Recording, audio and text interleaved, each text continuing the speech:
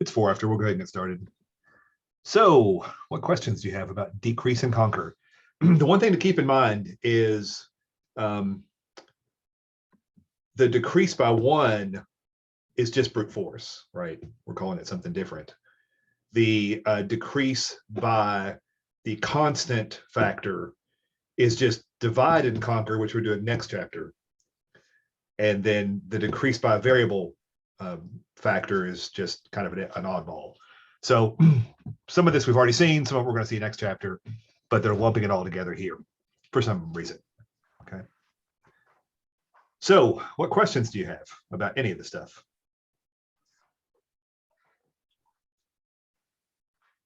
Well, I put a question mark by question 5 in section 4.1. Okay. Let me share. It's been a few days.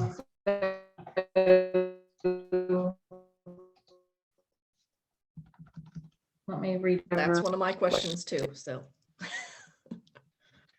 Back of the book says the answer is no. What? That's useful. In the hint? It's like, the answer is no. That's like literally what it says, I think. I just got a message. My internet is unstable. So if I drop off, don't know what's wrong. I'll restart my router and try to get back on. Hopefully they won't do that. Okay, so 5. There's 5, right? So the question is, consider the following algorithm to check connectivity of a graph defined by its adjacency matrix. Okay, that's just going to be, you've got all the nodes top and bottom, and there's a 1 if there's a connection and a 0 if not, right? Okay. So this algorithm, you're trying to figure out if it's connected or not.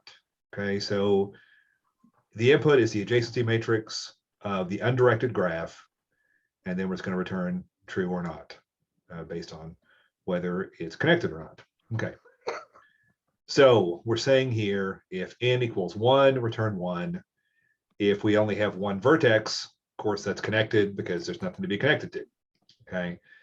So else, we're going to go through and say, if not connected. Okay. So this is reducing the problem from all the way from 0 to n-1 to 0 to n-2.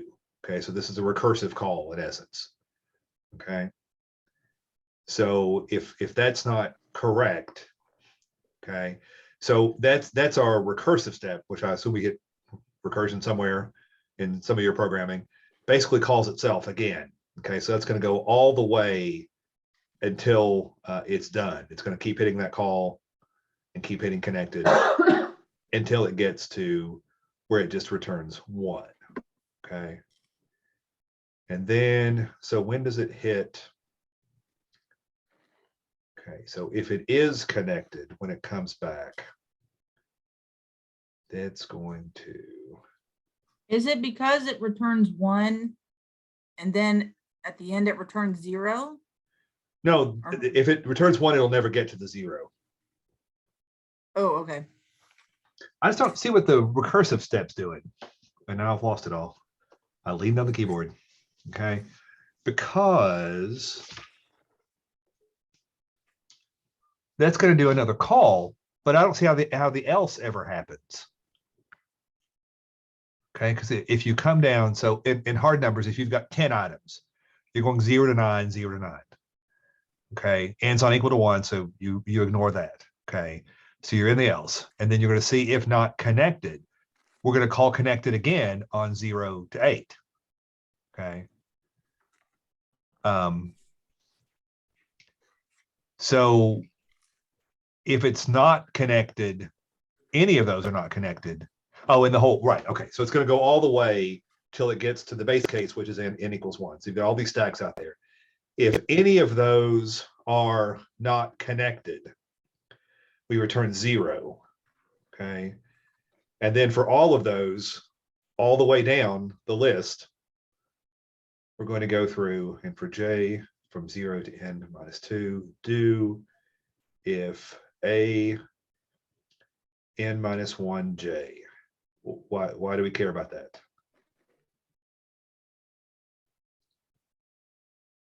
This is just a strange algorithm. and it's confusing me. I'm not sure why. Apparently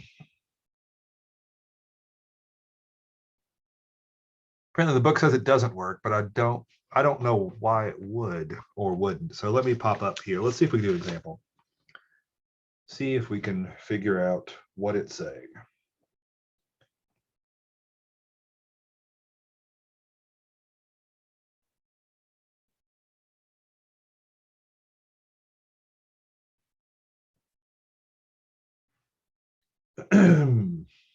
I don't think I understand.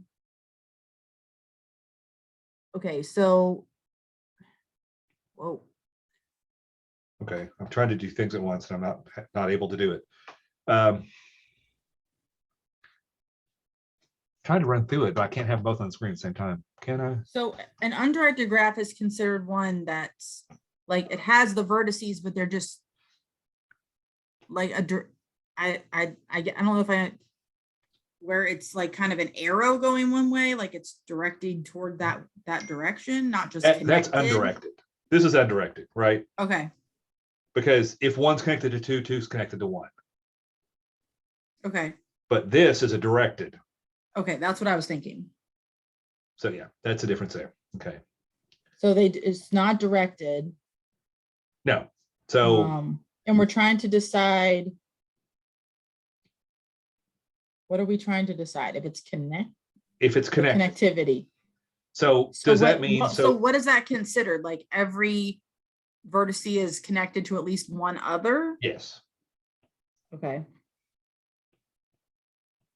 So this would not be connected because you've got Okay. each another by itself. Okay. So my question is like, so if n is 1, you return 1 because it's Right. connected because there's nothing else.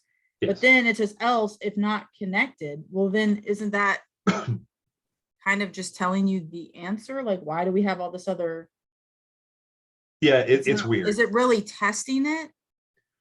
Let's go through. And if you've got the book, go ahead and look at it, because I can look at it on my screen, but I can't do that and do the whiteboard. So it's going to deal with that.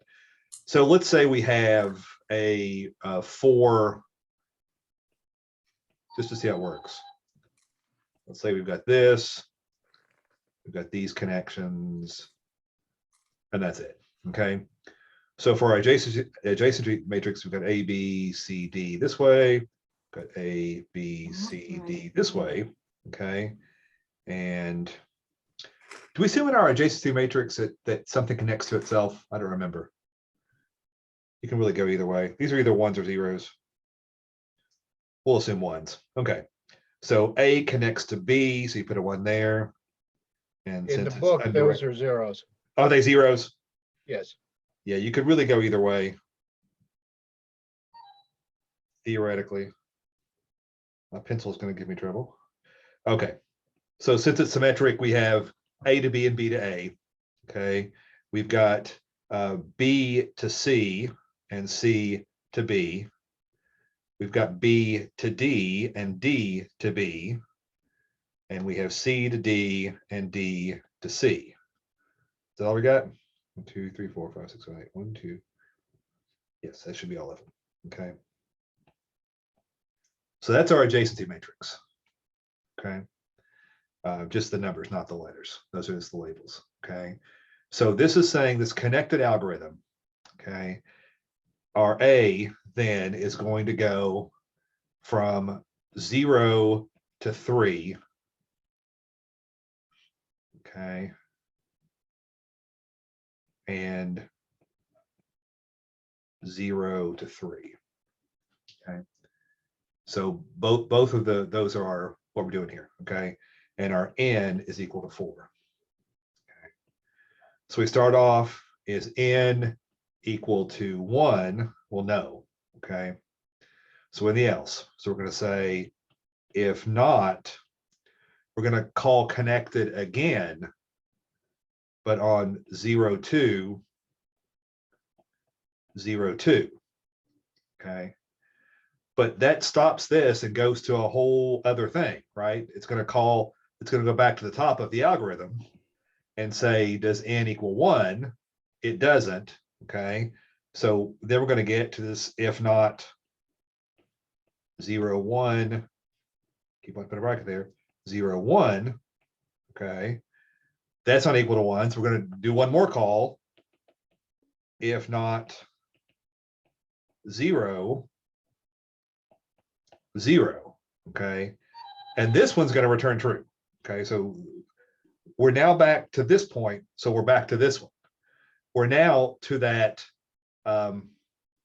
if not connected, the one comes back, it is connected. So now we're here, and we're going to say for j is equal to, j is going to go from 0 to n minus 2, okay? N at this point is just 2, so that's just 0 there, okay? So we don't care about that. So we get back to this one, okay? And this is saying for j going from 0 to 1, okay? And for each of those, if I guess if there's something at a 2, 0 and a 2, 1.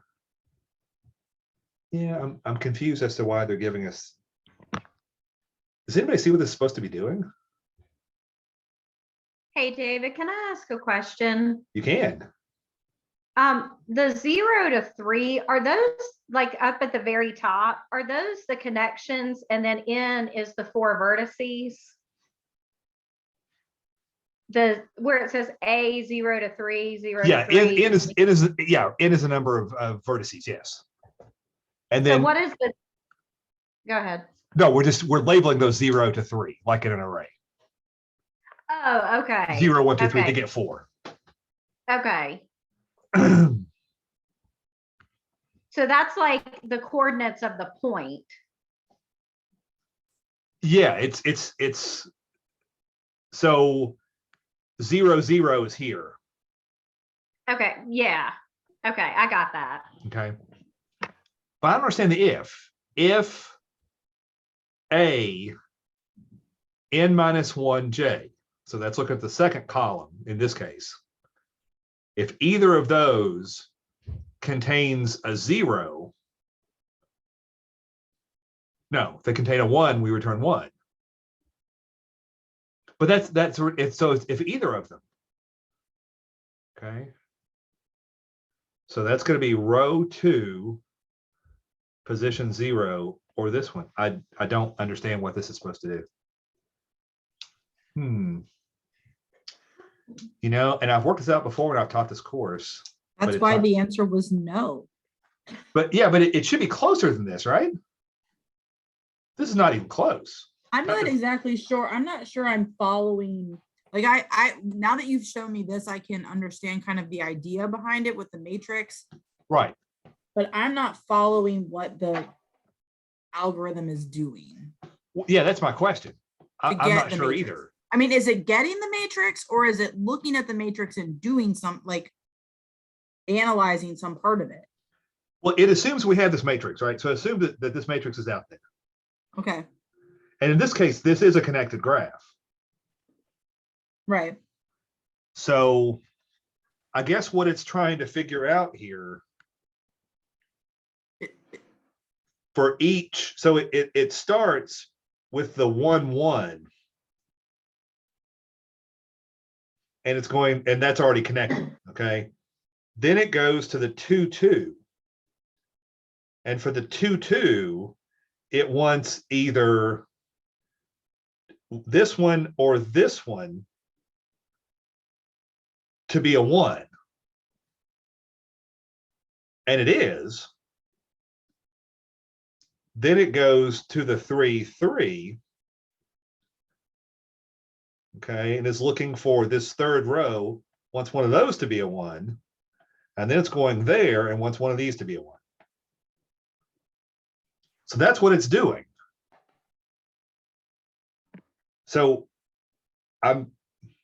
So that, okay, I've got to that point. I'm happy enough with that. Let me think about what that means. And why that may not cover everything, okay?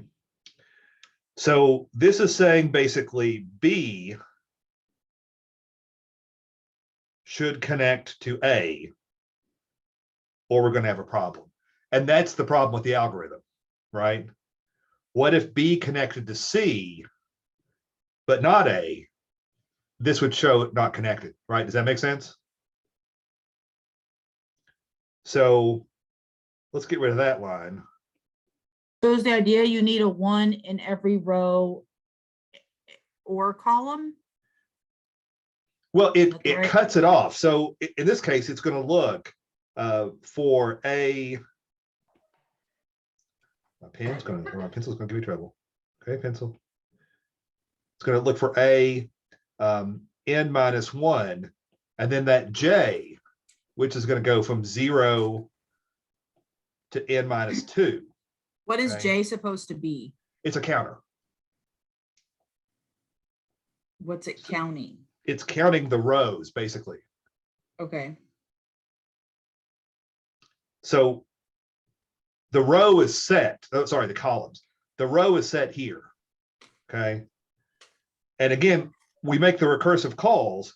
We start with n equal to 4. We call it at n equal 3, n equal 2, and n equal 1, okay? So I think it doesn't work because it's only checking if A is connected to B. And that if C is connected to A or B, and that if D is connected to A or B or C. So it needs to check the entire row, not each individual matrix. Yes. That's where the error is. So if to force an example that doesn't work, I redid my graph here, okay, which means A doesn't connect to B. Okay, but A connects to C, which it didn't before. Okay. Running this algorithm, when it got to this level, it would fail and say it's not connected. And that's the trouble. Okay. Does that make sense? That was a long and winding explanation. Okay. Hey, David, how can you look at just the adjacency matrix and tell, I mean, this is just kind of a random question, and tell whether or not it's connected? Is it based on whether mutual vertices are connected? Like if there's one, like for A and B? There has to be a 1 in every row. Yeah, At to least cover one. everything. So as long as there's a 1 in every row, then it would be a connected graph. Let me think if that's correct, because that's what this is trying to check. But since it's doing it recursively, it's not checking fully. Yeah, because as long as it has a 1 somewhere, it means it's connected to another vertex. So if, right, so if this wasn't there, now it's not connected. Okay. So that's a 0. And that's a 0. Yeah, so A connects to nothing. So the row of A is nothing. So it would be better if instead of doing some recursive, well, I guess it's still recursive, but it just goes through every row. And when you get to a row that doesn't have any 1s in it, Yes. you would say. Yeah, it's there's an not- easier way than recursive. Probably just to iterate through the whole thing. Through each row. Just do a for loop for the row. And then go through all the elements. And as soon as you hit a 1, you're done. For that row, then go to the next one. So the problem with this one is because if it hits a row that's not connected, that doesn't have a 1 in it, before it gets to the end, the entire algorithm's going to stop and it won't keep checking. Yes. It only checks Okay, parts. okay. So again, if we had a new matrix here with, you know, whatever it is, this is not going to be a real one.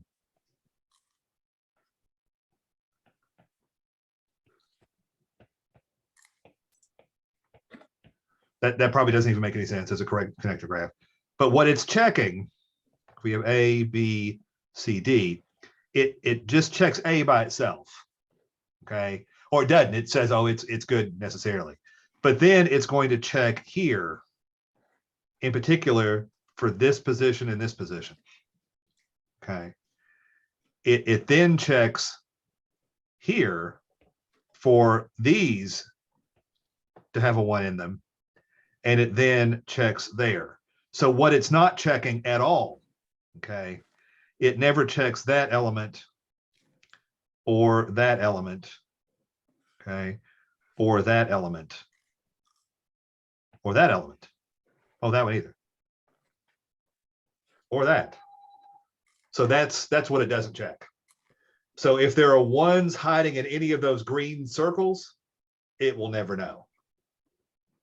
Okay. Does that make some sense? Finally, after we work through it. But that's what it's doing. That's why it doesn't work. Okay. Other questions about that one? That makes more sense. Thank you. Okay.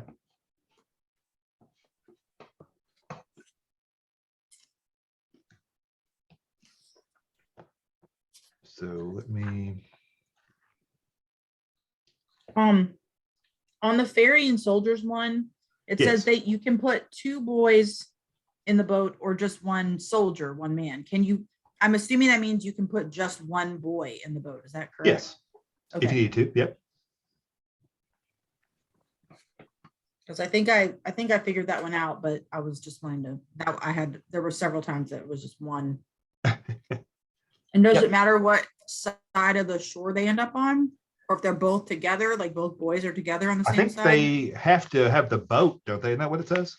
But it, like, if they happen to be on different sides of the shore, as long as one of them had it, I guess that is. Well, they could go considered- back and get it. What they want you to get in this chapter with this is that you're going to do a series of steps to get 1 soldier across, and Yeah, then that's what the revert back. written is. Then you revert back to your base state. Okay. So then you do it again. Right. For For however another many side. you have. Okay. So figure out how many times it takes to get 1 soldier across, and then multiply that by n. That'll tell you how many times it gets everybody across. That's what I was thinking. Glad you know I'm right. Other questions?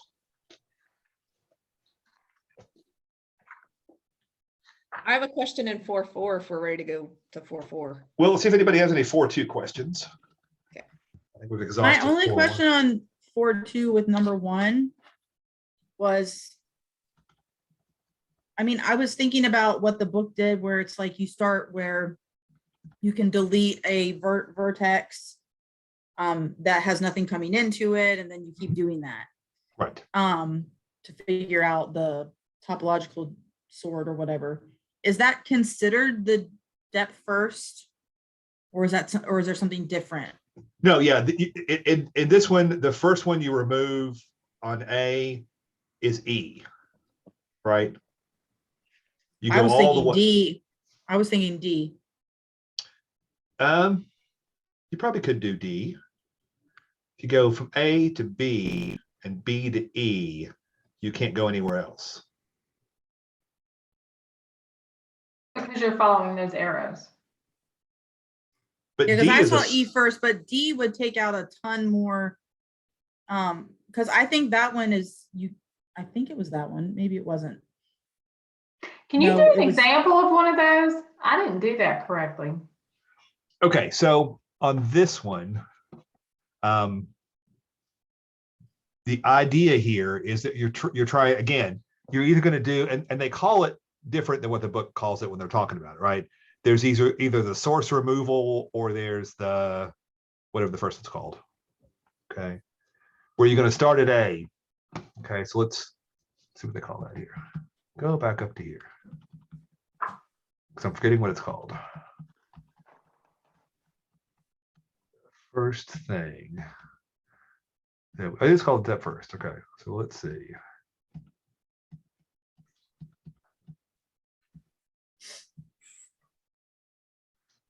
So in this case, the first one we got rid of was the 5 because we went from C1 to C3, and C5 is where we ended.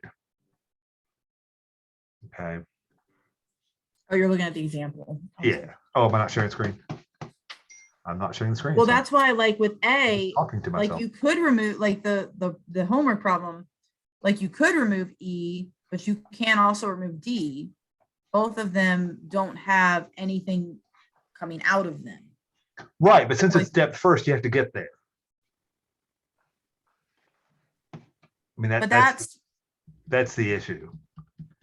You go as far as you can get and get stuck.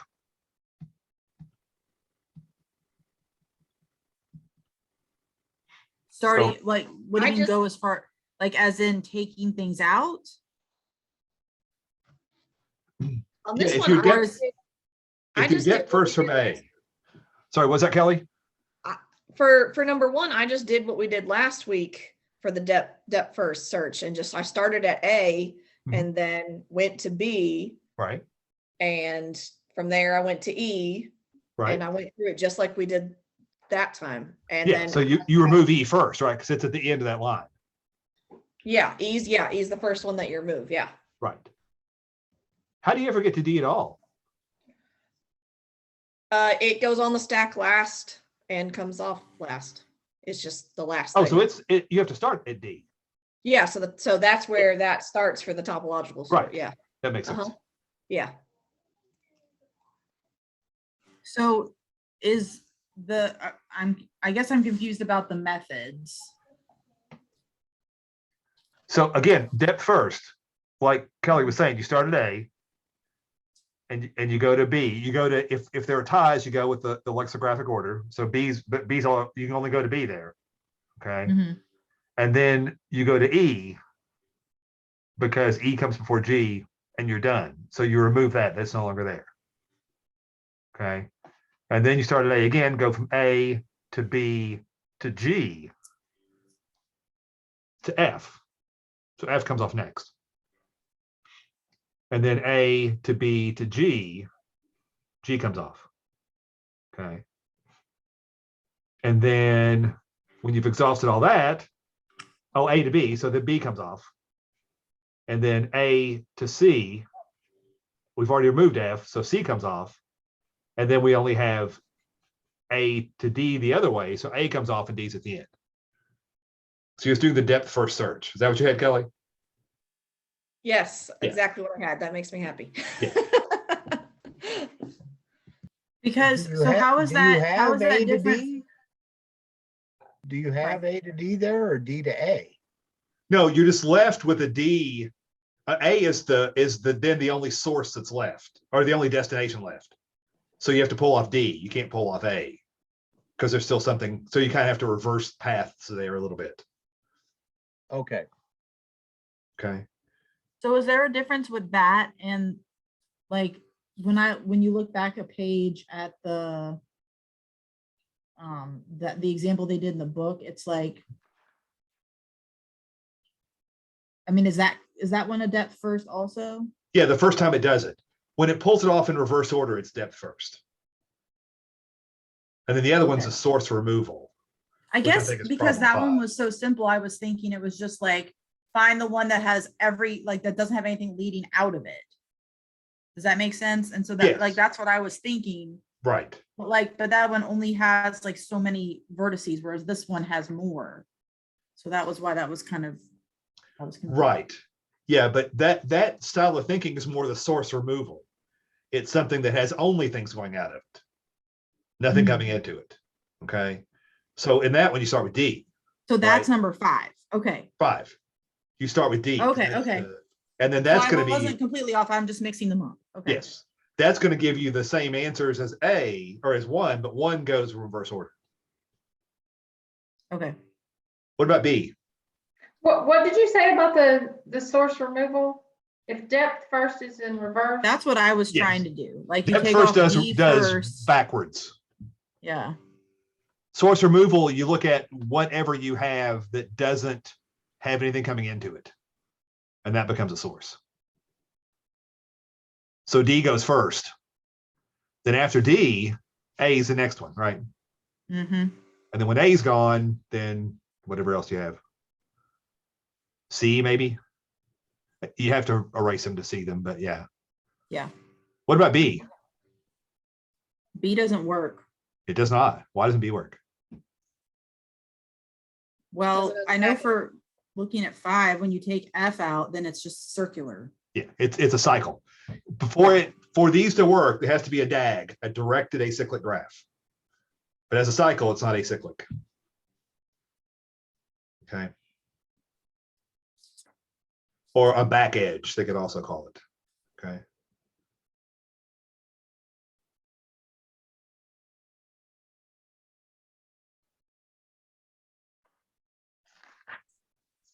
And then for section 4.3, are problems 2 and 5 that we're supposed to do basically kind of the same idea?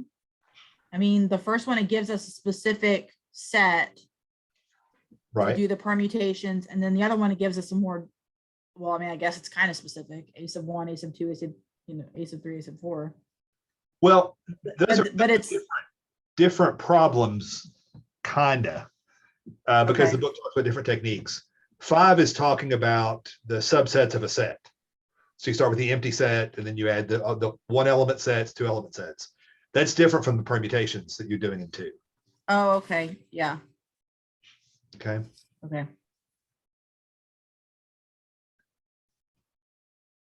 And just so you know, I would never ask a 4-digit permutation on the exam because that gets real hairy. It 3s took aren't forever. bad, 4s are ugly.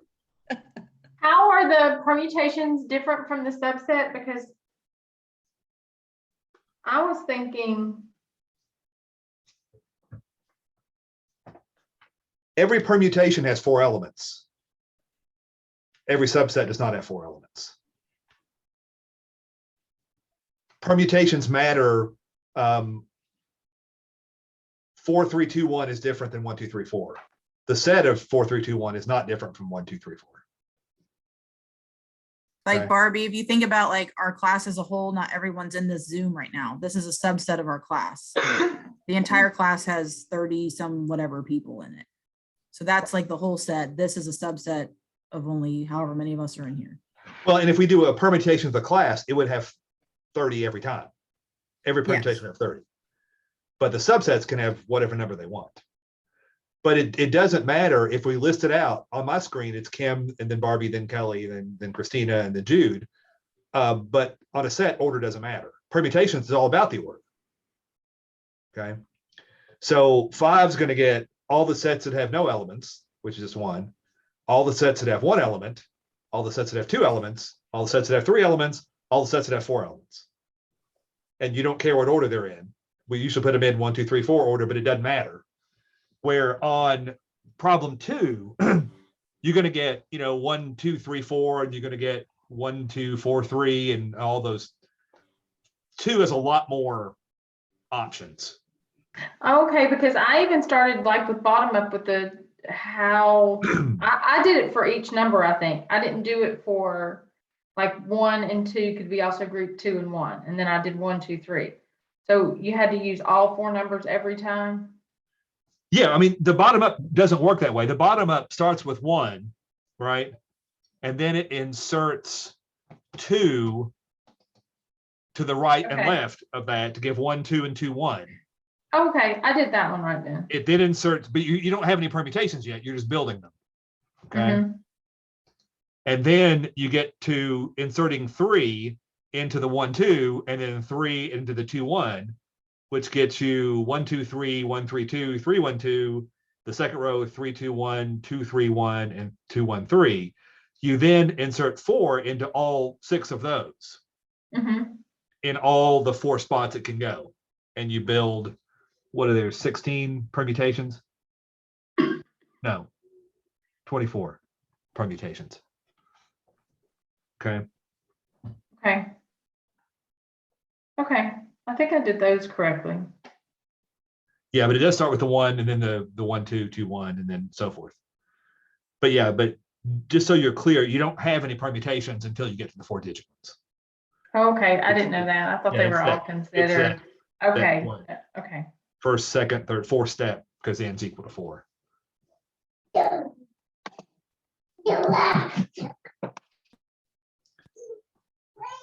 Other questions in 4.3? Would you mind doing a quick review on the gray code? Yeah, which one was that? 9? Yes, sir. Yes. Okay, so the idea behind the gray code is that you're trying to minimize bit changes, right? So when you normally count in binary, let me go back to sharing the other thing here.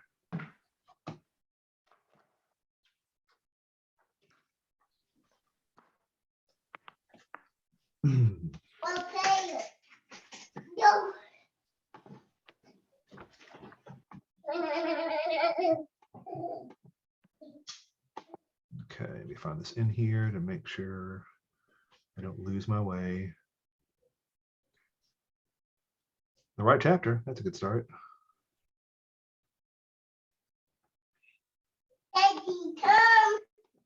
Here we go. Okay. Okay, so again, with the binary gray code, let me get to where you can see what I'm doing here. Okay.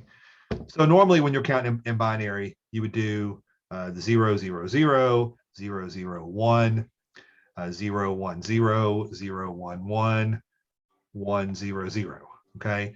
So this time you only have one bit change, the 0 to a 1, but this time you have two, right? This changes and that changes. Okay.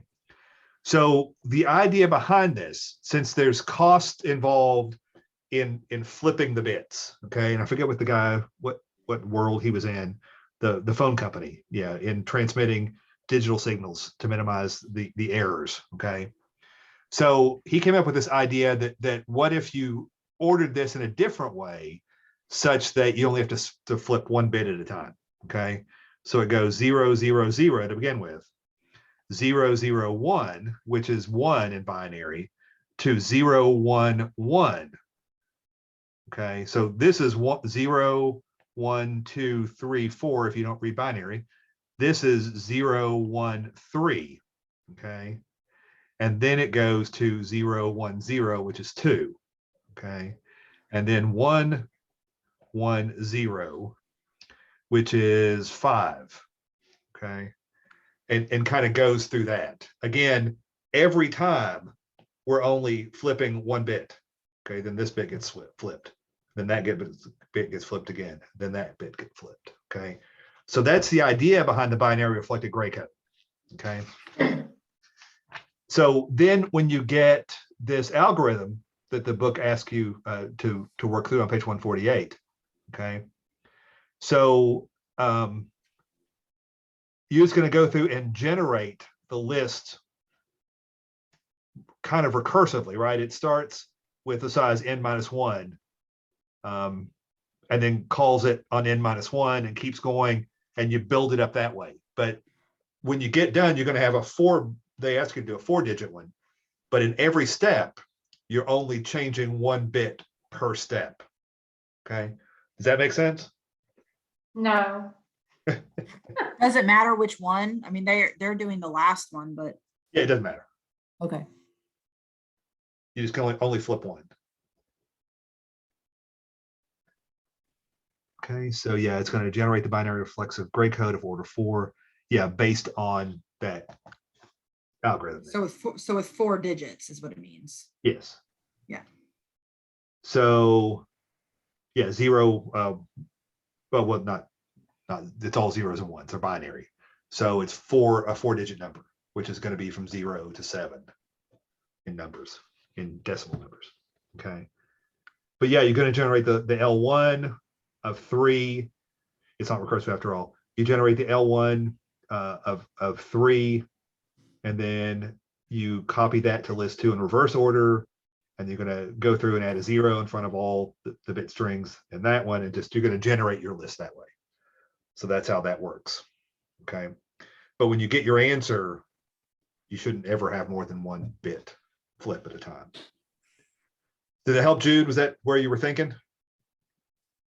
I guess I'm just not clear on the L1 and L2, copy over and all of that. I have a gray code order that I thought through one step at a time, but I'm not sure I understand the algorithm. So let's, I guess it is calling it repeatedly, because you start, okay, if we start with n equal 4, okay, then we're going to generate L1 by calling the function on n equal 3. Okay. But that's going to generate its own L1. Okay. So now we're in a different call. Let's go with a different letter. Okay. Its L1 is going to be equal for n equal 2. It's going to call one more time. Its L1 is going to be equal for n equal to 1. Okay. So at that point, we can return back. Then this becomes 0, 1, that L1. Okay. And then L2 becomes 1, 0. Okay. And then we can go back up, and now we combine. So what does it return? It appends L2 to L1. Okay, so this is L2. So the answer L1 here then is going to become 0, 1, 1, 0. Okay, 0, 1 plus 1, 0. Okay. And that was the L2 from there. Okay.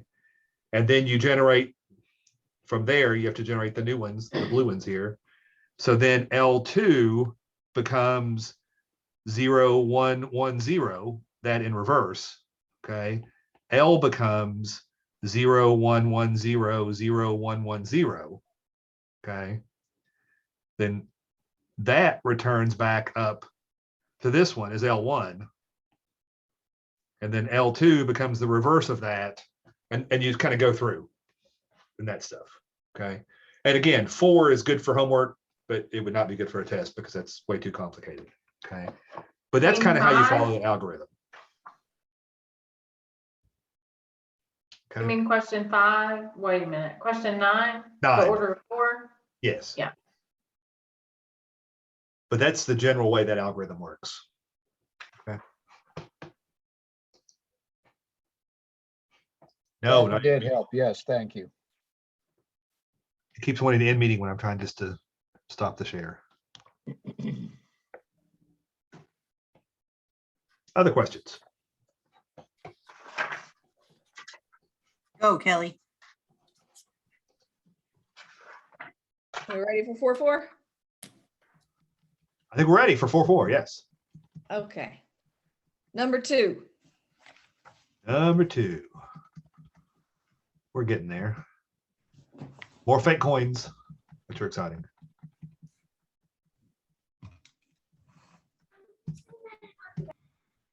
Okay. We're designing a decrease by half algorithm for computing log 2n. Okay. So what is log 2n?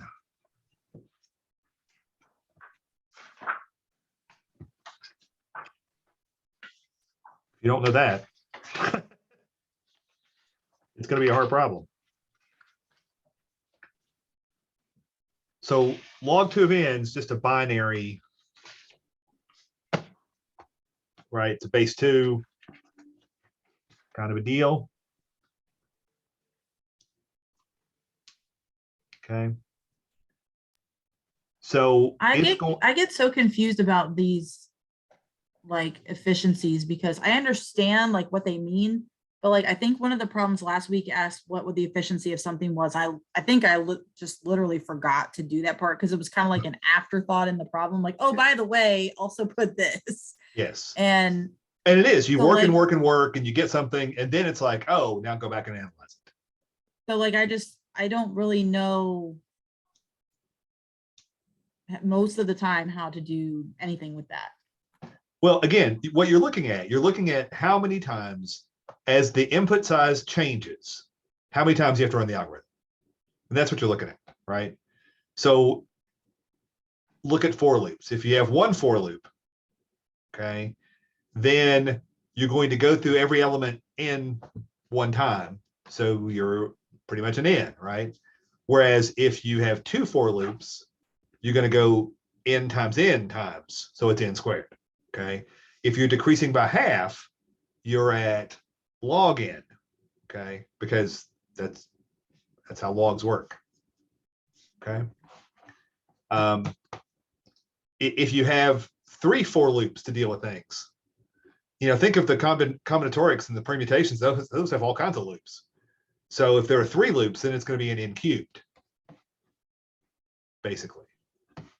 Okay. So that's the kind of the gut feel thing that we're talking about.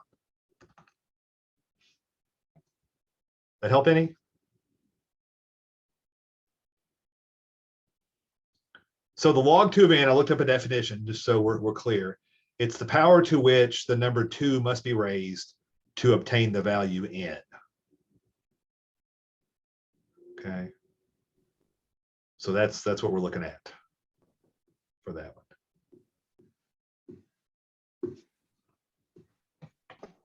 Can you repeat that definition? Yeah, the power to which the number 2 must be raised to obtain the value n.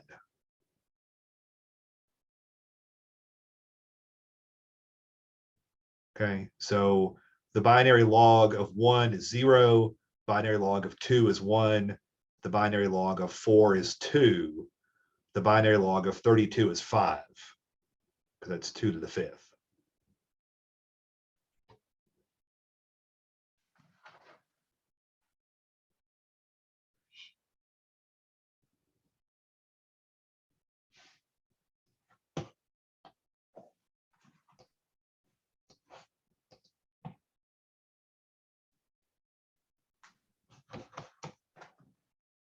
So let me share this. Our old friend Wikipedia will help us out here. When you say this, it's the same thing as saying 2 to the x equal to n. Okay, so what x do you need to raise 2 to get to n? Okay. So So the the way idea to is work- you plug in a number, and if it's too big or too small, it's got to be whichever side. Is that the idea? Well, yeah, I mean, and you start by calculating some of these, right? Get a feel for what you're trying to build. Okay. And looking at those numbers that you build, see if there's an algorithmic way. How are you solving the problem as you're working forward? And is there a way you can turn that into an algorithm?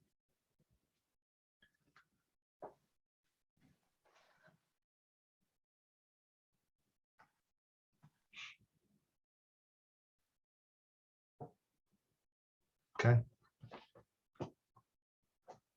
I'm not sure how much more I can tell you without telling you the answer on that one. Well, then But- just keep going. I must stop myself. But that's what you're looking at on that. Okay.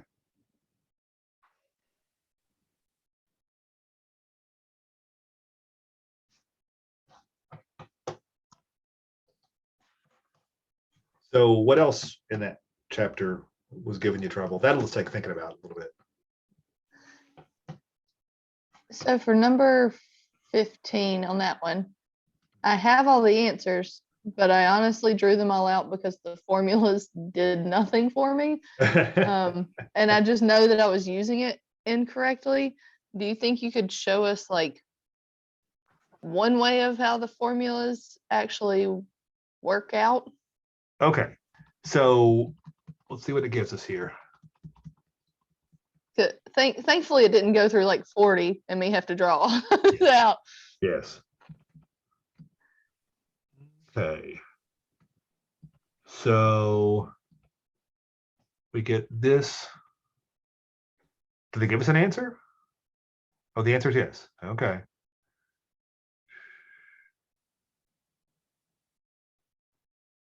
No, so they don't tell us. Yeah, they don't give us an answer there. You got to figure it out, right? So that's the point. But as far as, I mean, how you calculate them out, I just kind of draw crude diagrams myself.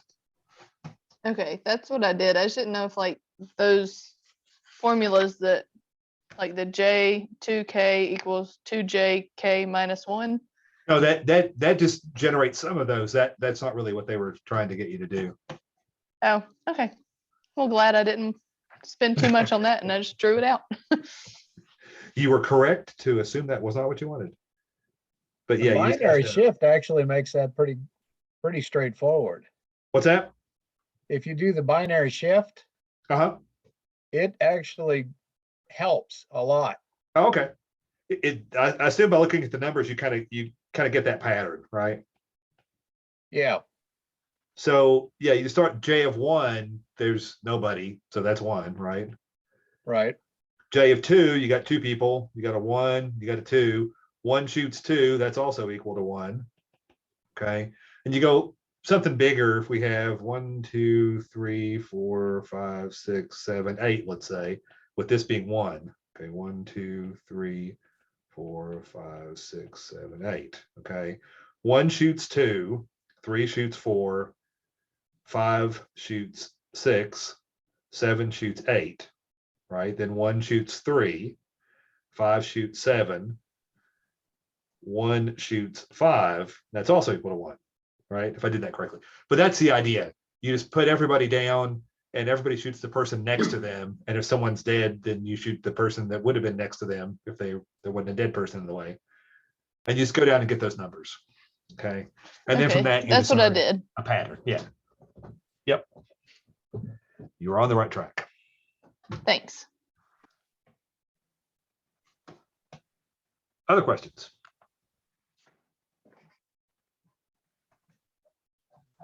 Ready for 4-5? I think we are. Let me unshare that screen. Okay. I am really struggling to understand number 2, the quick select. What does it ask? Let's see. It's a long one, apparently. Okay, apply quick select to find the median of the list of numbers. Okay, so you've got the quick select in the book. Okay, find it here. Okay. So let's see here.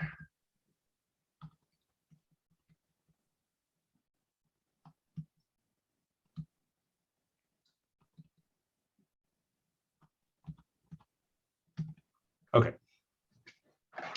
So this one is going to solve the selection problem by recursive partition-based algorithm. Okay, the subarray of orderable elements. Okay, the value of the kth smallest element. Okay, so the kth smallest element you're looking for the median, you want to find that middle answer, right? So you're looking for however many elements you have, the middle of those. Okay, which may be the trouble you're having setting it up. Okay. And the whole point of these partitions is that you're not going to, you don't have to sort in order to tell that. Okay. So the example program here is doing exactly what the problem's asking you to do. Okay. So you've got these numbers here. There are 9 numbers, 4, 1, 10. You can see that. Yes, I'm sharing the screen. I'm not sharing the screen. If I don't share the screen, it sounds like I'm talking about stuff you can't see. Just remind me to share the screen. There we go. So yeah, here we've got this set of numbers, okay? And for the median, again, we're looking for the middle element. So we take the 9 divided by 2, and then we're taking the ceiling of that, which gives us 5, okay? So we're looking for the 5th smallest element, okay? And then we start putting that through the algorithm with our k being equal to 5. Okay. And here's our list of numbers here that we're going with. Okay, that's our original set of numbers. Okay. And then let's see.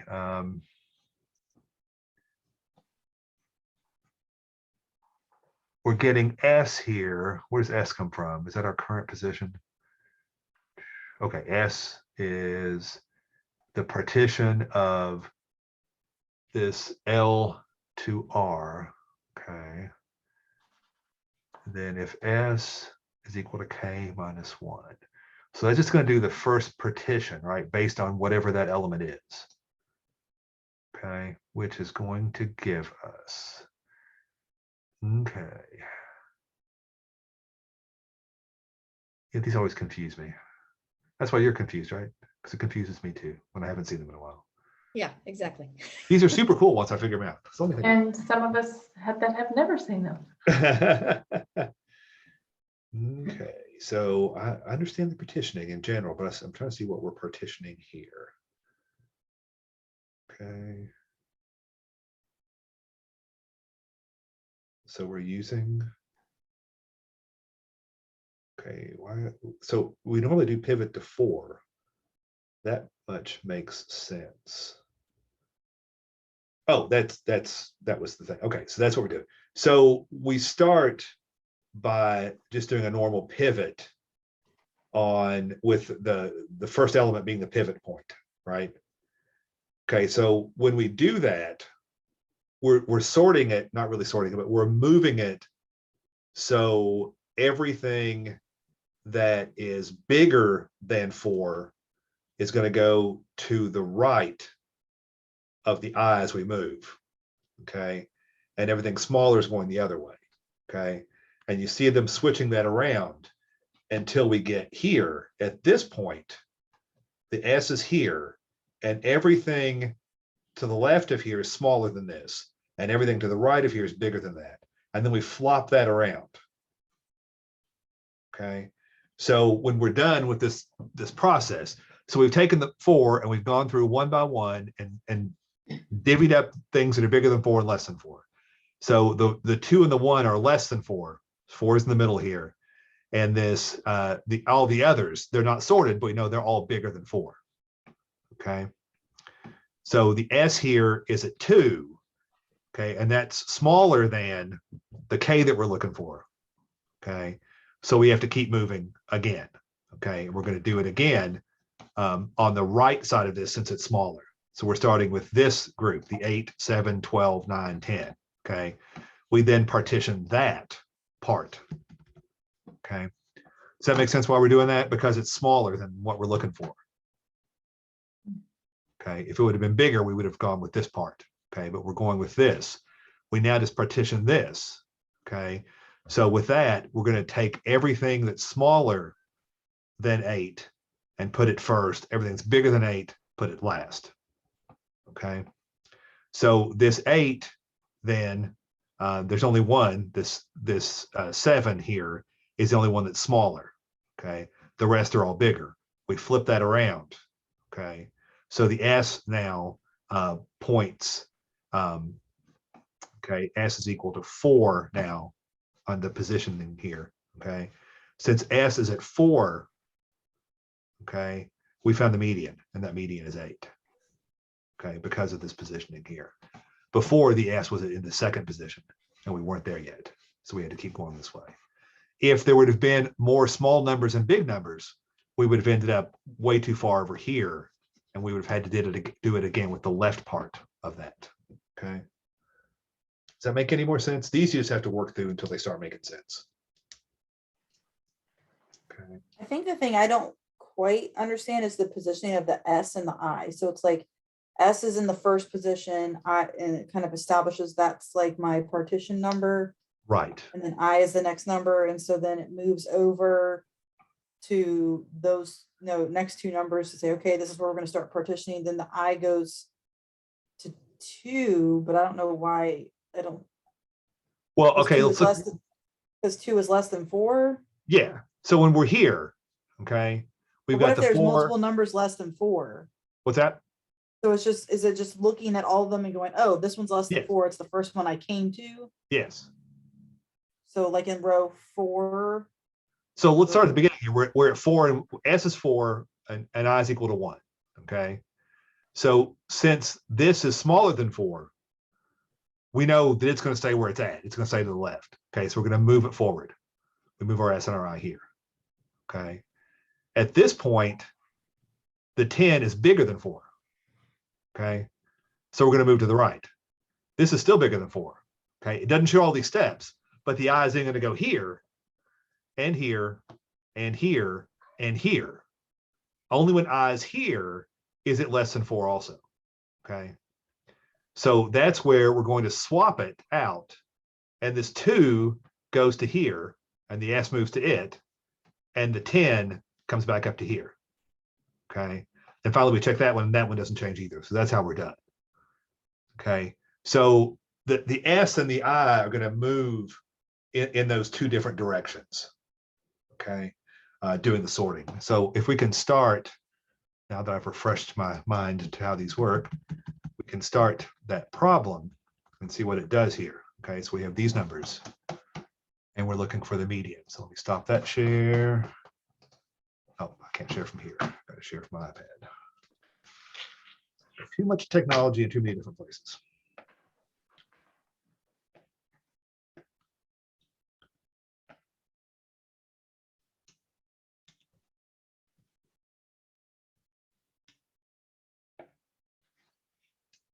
Okay, so this homework problem, let me pop it up here so I can see it. I know you can't, but you should be able to see my screen here. Okay, we've got 9, 12, 5, 17, 20, 30, and 8. Okay. Our K then is going to be equal 1, 2, 3, 4, 5, 6, 7. Okay. 7 divided by 2 is 3.5. So we're going to have a 4. Okay. So K is equal to 4. Okay. So we're going to have our numbers here 0, 1, 2, 3, 4, 5, 6 on the positions of this. Okay. So we start by pivoting on this 9. Okay. With our S and our I here. Okay. So the 12 is bigger. Okay. So actually, I think we actually start with S here and I there. Okay. So the 12 needs to move and the 5 needs to switch with it to get it in the right order. Okay. So the next one we're going to have, wait, was that my first number, a 9? Yes. Okay. So there's 9. Okay. So the 9 is going to stay here, but we're going to swap this 5 and the 12. Okay. And now S is there and I is here. Okay. Then we're going to move I to 17 and we're still okay. It doesn't need to move. Okay. 20 is also bigger than 9. 30 is bigger than 9. But when we get to 8, 8 is not. Okay. So when I is here at 8, okay. And the S must move to here. S must be the first one that's bigger. Okay. So we now need to swap these out. So we're now at 9, 5, 8, 17, 20, 30, 12. Okay. We've now partitioned it. Okay. So we move the 9 in and flip it with where S is. Okay. Which gives us 8, 5, 9, 17, 20, 30, 12. Okay. And this is at position 2. Okay. Which is less than K. Okay. So we're not done. Okay. So we have to start now with these numbers and partition them. Okay. So we would have 17, 20, 30, 12. Okay. And again, this is the one we're pivoting on. Okay. So as we move through, the 12 is going to end up there, 20 is going to end up there. Okay. And then we're going to move the 17 over to there. So we're going to be at 12 at 17 with S being here. Okay. And if I would have left these lined up, that's 6, 5, 4, which is what we want. So 17 should be the answer, should be the median. Right. This is a terrible method. It There's would have another been one easier coming. just to put them in order. Well, yeah, but here's for a small, but we're not going to be doing this, right? The computer's going to be doing it. So it's much quicker for the computer to do this partition than it is to do a sort, because it's doing thousands of them. And this becomes a lot faster. Okay, which is the point. We're going to get another method to do this, but you're going to not like it because it's even worse. It's the HORE method, HOARE. HORE is a big guy in computer science, so we get to talk about HORE a lot. Anyway, it's going to have you move from both ends at the same time, basically, on the algorithm. But it's the same basic idea. It's the partition. So again, if you're unclear on the concept of a partition, it's a partial sorting. It's a grouping without sorting. Okay, where we've got a bunch of numbers. We're going to take the number 15, and that's going to be our pivot. We're going to divide it up, everything less than 15, everything greater than 15.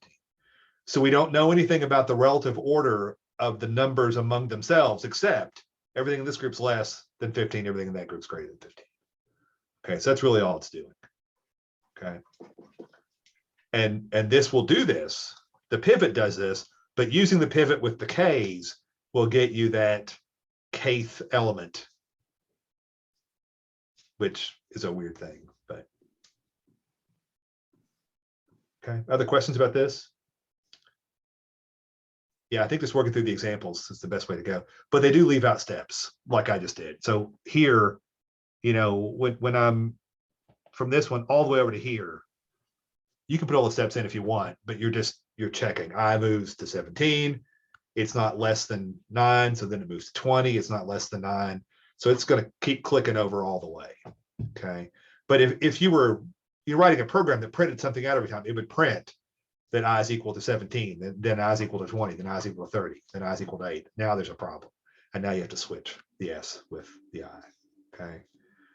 So S becomes the first number that's bigger than it's the first number that's in that second part, the greater than the pivot. Okay. Does that help any? You still don't like it, I know. That's okay. You don't have to like it. Other questions?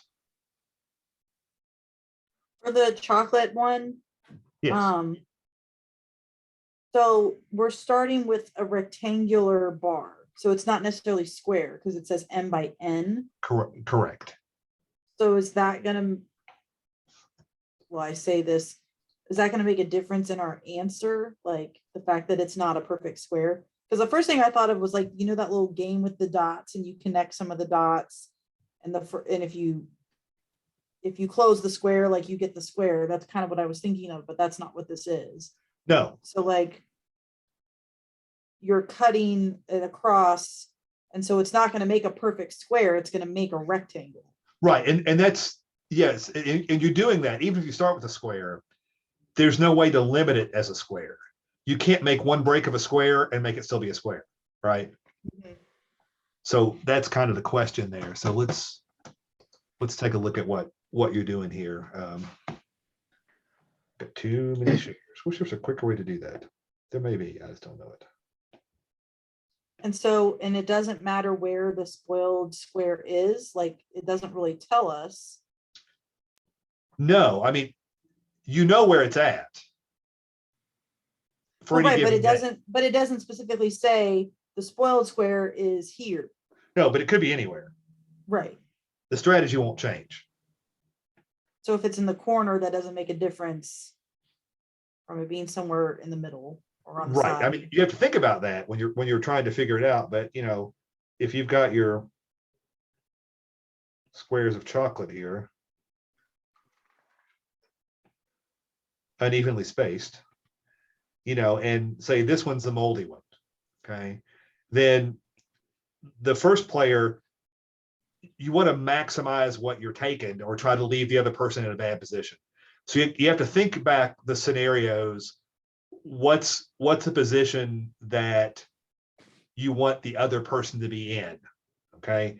And you want to be where one break, I mean, you want to be basically with the moldy chocolate and then some number of squares that you can make one break. That's what you want to get, okay? So you want to try to get the person the other way. But a valid move, for example, would be to break off that. Okay, so all these go away. That's move one. Okay. And then the second move could be that. All that goes away. Okay. So now it goes to the third person. Okay. And they may do that. Okay. The third person's in a good place, right? Because the third or the whoever made this move would be back to the first person. Will win. They're going to win because now the person has to make this break, and then they're stuck with that.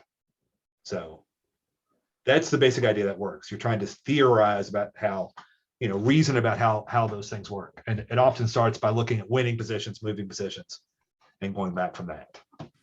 Okay. So then I guess another question is, does it matter if like the order you just did that would make the most logical sense, but if someone did something that wasn't logical, like they did a different, like would it make a difference? You can't really, you assume in game, this is a game theory example, you assume that Right. people make the optimal move. Okay. If not, they've ceded their position. So the question is it better to go first or second? Okay. So again, by starting at that last move and adding other moves going backwards, you can see whether position 1 or position 2 is going to be the better Right. one to be in, right? But you always assume the optimal move, because if not, if in that first move, instead of breaking the first big chunk, they just break one row, that's a legal move, but now they've just flipped from first to second, logically speaking, because the second player is going to make what the first player should have made. Okay. And we'll get later to the idea of a greedy algorithm. And typically when there's chocolate on the line here, people are going to be greedy, right? You're going to get as much chocolate as you can get per move. And that turns out to be a good strategy, but it's the kind of thing that you're kind of doomed from the beginning, oftentimes. So this is, I don't know, devil's advocate. I don't know.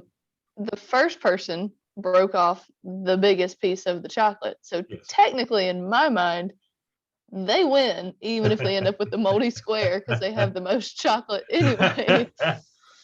I understand your reasoning. That makes sense. But according to the question, like they Yes. still end up with the moldy piece. Yes, the moldy person So- loses. Yes. It's like Okay, Old but Maid. but they have the most chocolate. This always reminds me when we talk about this. I was that weird kid that whenever we were playing tag or whatever, you do, the eeny, meeny, miny, mo, and little potatoes, big potatoes, all that stuff. Well, I worked out all the patterns, so I knew where to start. So I always got the people out that I wanted, and people never caught on. Like, well, you must be lucky. Well, no. I noticed that if I start with myself, then depending on how, it's like the Josephus problem, kind of in a way. But I learned where to start to make sure that it ended up how I wanted, and people couldn't figure that out. So, Hey, David, have you ever seen the game show? And I can't remember off the top of my head because it's an older one. Everybody would remember where you got the whammy or whatever. oh yeah, And the guy on there figured out the pattern like really Yes. quickly and won all this money, and they had no idea. He wasn't cheating, no, exactly. but he knew that, but he figured out the computer pattern to Yes. Yep. I saw that. There's a documentary, it seems like, about that or something. But it. yeah, I can't remember what the game is called. I forget, the whammy. It might be called Whammy. Is it called Whammy? I don't know. It could be. It's not a show that I ever watched because I thought it was kind of annoying. Yeah, I mean, neither. Press your luck. Press your luck. Press your luck. That's what it's called. That was it. But- Press your luck. But it's an interesting because I don't know if it was the documentary or something else smaller, but it's really interesting It is. because literally he on the game show, I guess, watched the board and figured out Yes. the pattern. Yeah, he made the observation that the board repeated. So once you know that, it's all over. So it's well, we probably talked in programming when we do random numbers in the computer, they're not really random numbers, right? They're pseudo random numbers. For a game, it doesn't matter, but if the game has money on the line and you don't have a big enough pool of random numbers, then it matters. So that yeah, that was a good example of how they didn't have enough diversity in their game. And they think, who's going to do that? But people have incredible gifts sometimes that are useless normally, but you know, my gift with my OCD, I can, on my stereo, I can tell you if it's an even number or not by listening to the sound volume. My wife will have been in there. I'm like, whoa, that's not an even number. How do you know that? We turn it on. Yeah, it's not. And I'll know. Why did I do? I don't know. I don't know why I do that. It's useless, but that's, if there's ever a game show that needs that, I'll win all the money. So. I don't know, totally off topic, but that talking about the chocolate bar and the game and the patterns, like yes. it just so totally popped in my mind. Well, yeah, and game theory is a fascinating subject because games are just mathematical patterns, right? That's all they are. So, you know, the ability to, you know, that's why poker is so fascinating to me, because with poker, the best hand doesn't win, right? Not necessarily. It's psychological. If you make the other players quit, it doesn't matter what you have. And that throws a whole different spin. Imagine if you played poker and everybody got a hand and everybody put their cards down. That's a boring game, right? There's no drama. It wouldn't be on TV, right? But because you can bluff and because there's all that stuff going on, it makes it where there's no way to know. The best hand doesn't always win. In fact, the best hand often doesn't win, which is fascinating.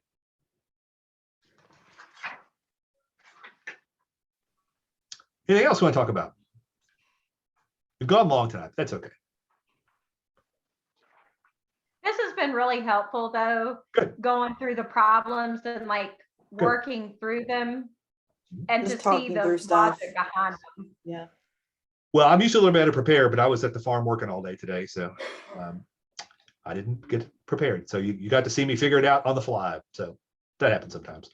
But yeah, usually I like to work them out a little bit more in advance. But I don't know. I'm not sure which is better. Maybe it's just as well to see me figure it out too. I know in programming, I like to hit the programs cold, so you have to see me figure them out, which is a lot of stress. But you know, I think it's more instructive. Okay. Anything else exciting going on? Anyone going anywhere fun spring break? I'm going to Eastern Kentucky. I wouldn't call that fun. It's okay. Just like here. Well, the company will make it fun. That's what makes it fun. That's correct. Okay. If not, we'll call it a week. And Please make sure you post this video because I'm going to have to refer back to it. yes, I will do so. I'll try to do it right now before I forget. And I did record this time. So thanks to, I think, is that Kelly? No, Cam. Cam reminded me. It's funny, you probably don't see each other in the same order I do. So like I'm pointing to Kim, but what does that really matter? No, it's weird. Because I guess it's all random, but yeah, very strange. Anyway, yeah, I'll post that right now. As soon as it records, I'll put it up there. Okay. Okay, I'll have another video on Sunday, unless there's no internet in Kentucky and the snow has made it all crazy, in which case you'll get a video when you get a video, but that'll be the plan. Okay, see you guys next week then. Thank Good you. evening. Thank you. Bye.